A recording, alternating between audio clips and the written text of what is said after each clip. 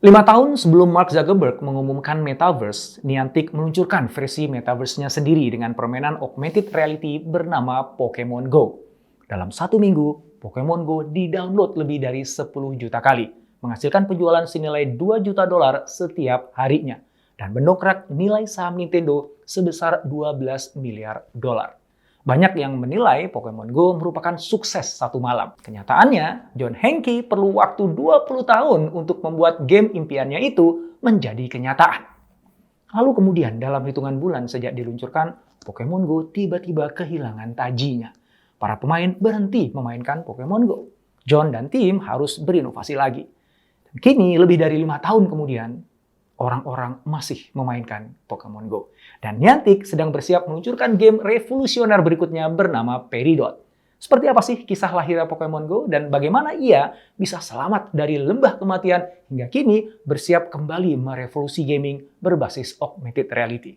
Apa pelajaran penting yang bisa kita ambil dari kisah ini? Yuk kita cari tahu.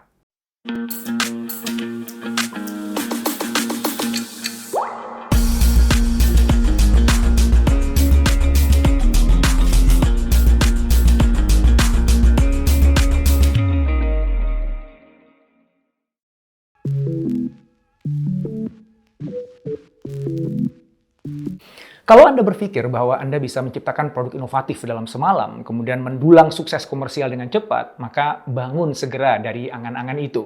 Karena nggak ada yang namanya sukses dalam semalam, seberapapun cerdasnya dan hebatnya Anda dalam berinovasi. Lalu bagaimana dengan John Hanke, pencipta Pokemon Go yang bisa berhasil menciptakan inovasi gaming yang mendulang sukses fenomenal dalam waktu yang sangat singkat? Nah, inilah salah satu pembunuh inovasi dalam diri kita. Melihat suksesnya Pokemon Go, kita akan berkata, itu baru namanya inovasi. John Hanke itu memang jenius, seorang inovator sejati. Dia bisa memutarbalikkan dunia dalam satu malam. Sementara saya ini, apalah orang biasa yang hanya bisa angan-angan. Saya nggak ada potongan untuk jadi inovator kayak dia. Kisah sukses seperti Facebook, Apple, atau Pokemon Go memang bisa jadi pisau bermata dua. Ia bisa menginspirasi kita untuk berjuang menghasilkan karya-karya agung atau justru membuat kita berhenti langkah karena merasa terlalu jauh untuk layak disebut sebagai inovator. Akhirnya, alih-alih berupaya menjadi produsen inovasi, kita justru memilih jadi konsumen inovasi saja. Melalui video ini, saya ingin menegaskan bahwa tidak ada inovasi yang tercipta dalam satu malam. Demikian juga tidak ada sukses dalam satu malam. Semua terjadi melalui sebuah proses yang panjang. Nggak percaya? Buktinya John Hanke perlu waktu 20 tahun untuk bisa menciptakan sukses Pokemon Go. Begini ceritanya.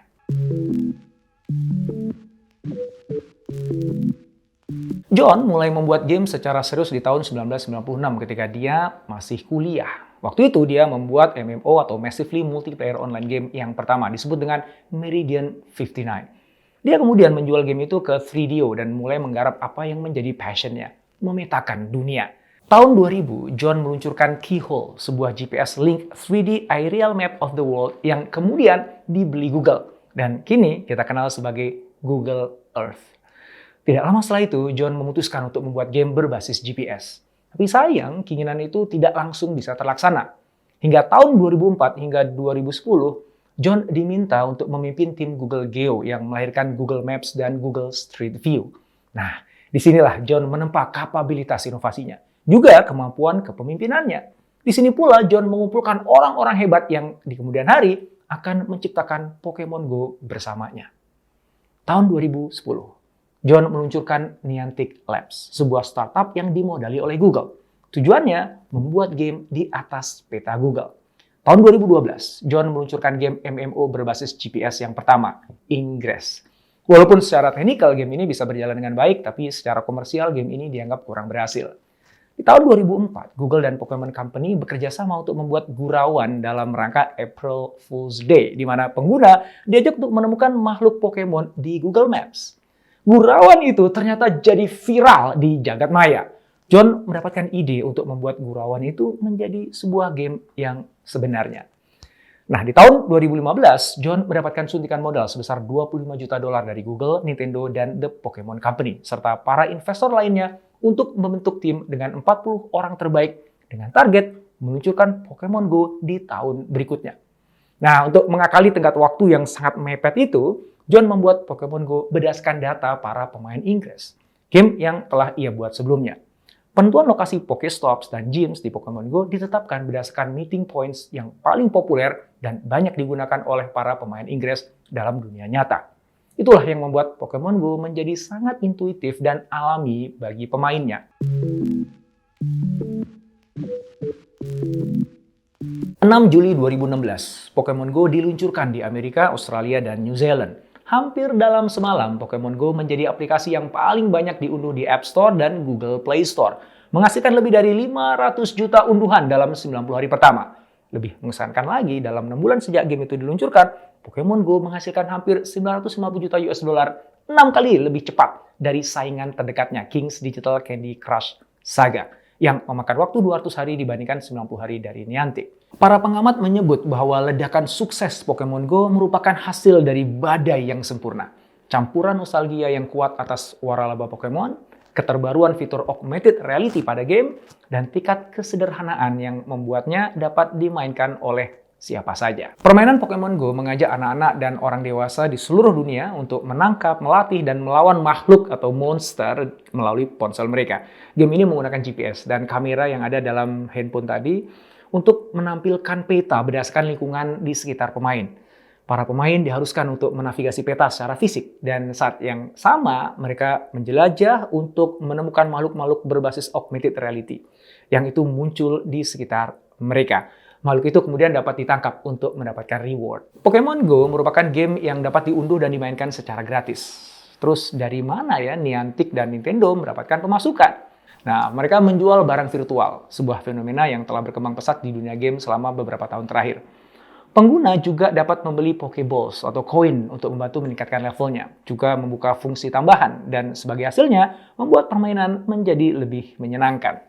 Selain itu, Niantic juga mengeksplorasi peluang di mana bisnis dapat membayar untuk menempatkan Pokemon di dekat toko mereka, sehingga akan meningkatkan lalu lintas pelanggan potensial ke dekat tokonya. Tapi sayang, beberapa bulan semenjak peluncurannya, badai sempurna itu pun mereda. Jumlah pemain turun secara substansial. Penggunaan harian turun dari 27 juta menjadi 70 ribu saja, dan pendapatan harian turun dari 16 juta US dollar menjadi 2 juta US dollar. Para pemain mengeluh, meskipun aspek augmented reality pada Pokemon Go itu menarik, mereka merasa bahwa gamenya sendiri terasa dangkal.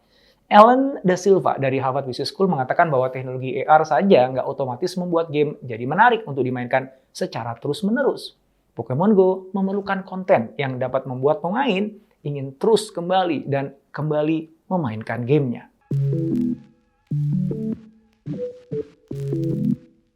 Menyadari adanya penurunan minat pengguna, Niantic terdorong untuk kembali berinovasi. Terinspirasi dengan tagline yang selalu muncul di film anime Pokemon, yaitu "Gotta catch them all." Harus tangkap semuanya, maka Niantic mengeluarkan secara masif dan bertahap makhluk-makhluk baru ke dunia untuk dicari dan ditangkap para pemain. Mereka juga sengaja menahan beberapa makhluk langka dan menempatkan beberapa dari mereka bahkan di tempat-tempat yang tersembunyi. Nah, hal itu membuat para pemain jadi semakin penasaran, sehingga terus-menerus memainkan Pokemon Go untuk mendapatkan makhluk yang mereka inginkan. Selain itu, Niantic juga berinovasi dengan menambahkan fitur-fitur baru seperti kemampuan untuk meningkatkan level Pokemon, juga memberikan misi-misi baru seperti memenangkan battle paling banyak bersama pemain lain. Pemain dapat menukar Pokemon dan item dengan teman, juga bertarung bersama atau melawan mereka. Niantic juga meluncurkan beragam pakaian stylish yang terinspirasi oleh kolaborasi Uniqlo dan Original Stitch di dunia nyata. Jadi, avatar para pemain bisa kelihatan lebih keren sekarang. Selain itu, Niantic juga menyelenggarakan Pokemon Go Fest, serta memfasilitasi terbentuknya komunitas-komunitas para pemain Pokemon Go di seluruh dunia. Dengan begitu, Pokemon Go berkembang melebihi sekedar permainan yang dimainkan di ponsel cerdas. Pokemon Go menjadi sebuah permainan sosial dengan jutaan pengikut setia yang saling merajut koneksi dengan pemain lain di seluruh dunia.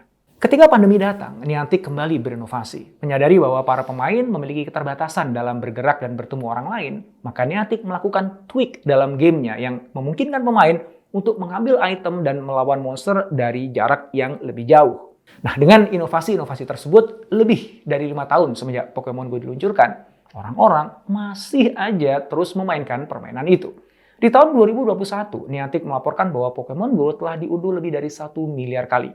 Pengguna aktif bulanan tumbuh 15%. Laporan keuangan perusahaan tahun 2020 menunjukkan Pokemon Go menyumbang 85% dari pendapatan perusahaan. Apakah kesuksesan Pokemon Go itu membuat Niantic berhenti berinovasi?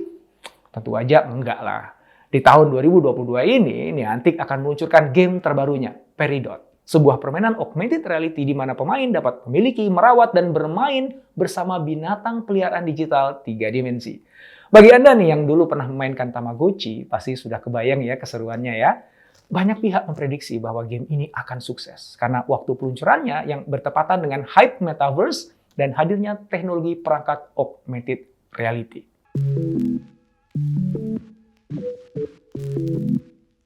Sudah jelas ya bahwa sukses Pokemon Go itu tidak tercipta dalam satu malam. Perlu waktu 20 tahun untuk menciptakan produk inovatif itu. Maka dari itu, berhentilah berangan-angan dan mulailah membangun mimpi Anda. Lakukan apa yang John Hanke jalankan selama 20 tahun. Ikuti kelima panduan ini dan jawab pertanyaan-pertanyaan saya. Pertama, miliki arah inovasi yang jelas dan konkret. Sejak awal, John Hanke tahu betul bahwa ia ingin membuat game berbasis GPS dunia. Nah, Anda mau buat apa? Yang kedua, tempa diri Anda dengan proyek-proyek sulit yang bisa mendongkrak kapabilitas dan pengalaman Anda pada bidang yang sesuai dengan impian Anda itu. John Hanke memimpin proyek gila dari Google untuk memetakan dunia. Nah, proyek gila apa yang Anda akan jalankan? 3. Aktif mencari orang-orang hebat yang juga memiliki passion dan impian yang sama dengan Anda. John Hanke menemukan mereka di tim Google Geo. Bagaimana Anda akan menemukan mereka? 4. Raih keberhasilan-keberhasilan kecil di sepanjang jalan dan jadikan itu sebagai pijakan untuk menciptakan keberhasilan yang lebih besar. Keberhasilan Meridian 59 membawa John Hanke menciptakan Ingress, kemudian Google Earth, lalu Pokemon Go. Kalau Anda, apa? 5. Teruslah berinovasi. Karena setiap produk memiliki siklus hidupnya. Hanya inovasi tanpa henti yang akan menjamin keberlangsungan usaha Anda. Setelah 5 tahun berinovasi untuk Pokemon Go, Niantic mengembangkan dan meluncurkan karya inovatif berikutnya, Peridot. Sahabat, beranilah bermimpi besar. Tapi jangan sampai kebesaran mimpi Anda itu justru membuat nyali Anda ciut. Terpaku, merasa nggak berdaya. Anda mungkin nggak yakin, bener nggak sih saya sanggup? Terlalu tinggi kayaknya mimpinya, terlalu muluk. Anda bahkan nggak bisa melihat susuran jalan menuju mimpi besar Anda itu. Dan itu menakutkan. Nggak usah khawatir. Saat ini Anda tidak perlu mengetahui setiap kelokan jalan menuju impian Anda itu.